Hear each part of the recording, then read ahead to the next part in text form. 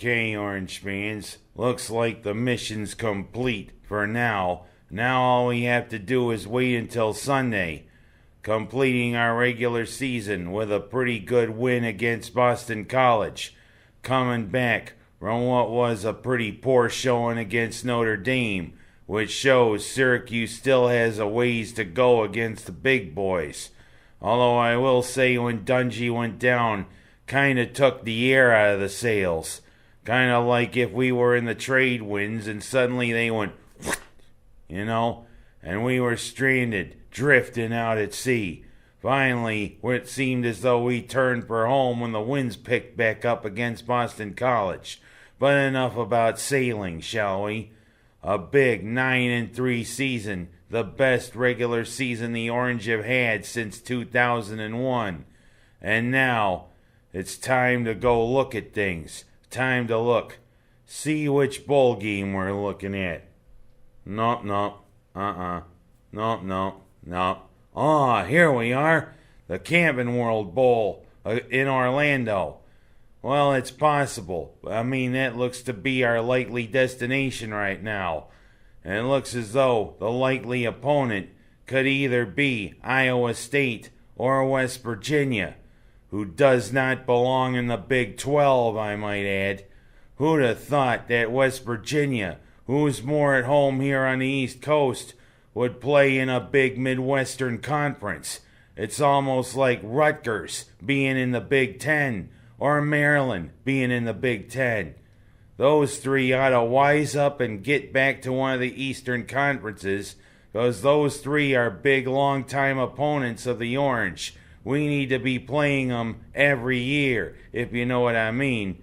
But of course, it looks as though we might be playing West Virginia in the bowl game. If that happens, it's going to be like a big arcade, if you know what I mean. The points are going to come like a pinball machine. Clink, clink, clink, clink, clink, clink, clink, clink, clink, clink, clink, tilt, clink, clink, clink, clink, clink.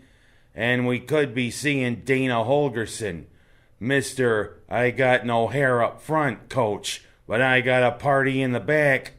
Almost like Mike Gundy of Oklahoma State. But oh well, I digress. We could be going against one of the big quarterbacks in the country in Will Greer. But of course, after Sunday, we'll know. So let's see what happens. Whether we're going bowling in Orlando or going bowling maybe back in Yankee Stadium. Because we could be in the Pinstripe Bowl again. Well, we'll see. Now we go from the football to the basketball team. Welcome back Frank Howard and a big victory against Colgate. But now we'll see what we're made of, whether we've made any improvements. It's the ACC Big Ten Challenge coming up Wednesday against Ohio State. And Saturday we play our old friends from Cornell. And it's going to be Boeheim and Boeheim and Boeheim.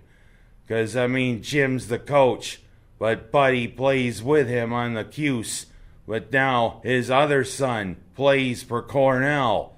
You gotta wonder, who am I going to root for? That's probably what Boeheim's probably thinking. Now I know he wants his son on Cornell to do well. That I can get. But remember, you're a coach first and foremost. Of course, family comes first. But hey, your job is to coach the Orange to victory. So do your job, Jim. Remember that. Now I wonder about the Bills. Yeah, we're finally on a little bit of a win streak. But who thought that the WWF or the Sabres had invaded New Era Field? It was way to go there in the third period to get some momentum back with the Bills. Because you know what? They went to see a football game, the fans did, and a hockey game broke out. Or should I say, it was back to the olden days of the WWF, back when the Hulkster and Andre the Giant were battling.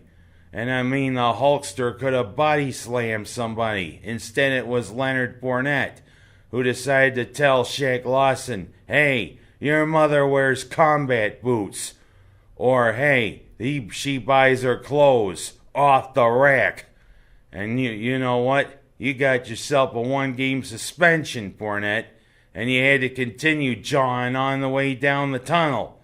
Well, you know what? You earned yourself a 1-game suspension from the NFL, Mr. Fournette, and you helped the Bills gel to a 24-21 win. Now we're on a little bit of a streak. Some people are starting to talk, hey, they can make the playoffs. Not so fast, guys. You know, this is the Buffalo Bills. You know how they can be. And of course, with an easier said than done schedule starting to come down the pike, 2 games against the Fish, another one against the Jets, and one against Detroit, who isn't particularly playing some good football, we could possibly be a 500 team. And that's what I'm thinking. Because guess what? New England's coming up on the schedule. Yeah, good old Tom Brady there in Foxborough. So let's not get ahead of ourselves. Keep it going, Bills. But I mean, think about what's going on. Now I'm kind of wondering what I heard here about Fleet Feet and the It's a Wonderful Life 5K. I guess Fleet Feet wanted to come in, maybe sponsor the 5K race. And you know what the It's a Wonderful Life committee said? We want to keep this a nice, good festival. Well, I mean, Fleet Feet, could have had a good influx of money, but remember, this is a nice little festival here in Seneca Falls. Let's keep it a nice little wholesome festival, because it's all about the movie, not about corporate sponsorship. But I digress. It's grown bigger and bigger every year, and it's going to be another big one next Saturday in Seneca Falls. And last but not least, I kind of wonder about this labeling thing around Thanksgiving. It seems as though you've got Black Friday, Small Business Saturday, Cyber Monday. What's next? Selling Sunday? Taco Tuesday? Oh, wait a minute. A whole lot of restaurants have that. Wild Wednesday? Thankful Thursday? Of course, last Thursday we were always thankful. But enough of this labeling around the Thanksgiving holiday, shall we? Let's put the turkey away, even if somebody had already eaten all turkey and stuffing and all the fixins. And let's think about Christmas in a few weeks. Yeah, 'cause that's what the It's a Wonderful Life Festival is all about. Getting ready for Christmas. And I do want to say congratulations to Chad Larr, also because I guess his company is being featured in a new FLX magazine.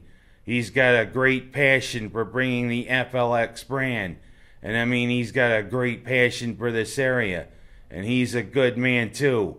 But I do wonder about his out-of-this-world beautiful wife, Jessica, who works right here at FingerLakes1.com and is one of the best people in the world. That picture was great, but you know, I always knew, Jessica, that you had a little bit of a checkered past. I'll make a move here. King me! Well, that's it for this week. I'm Ken Haas. I'll see you next week, and hopefully you will know where SU's bowling.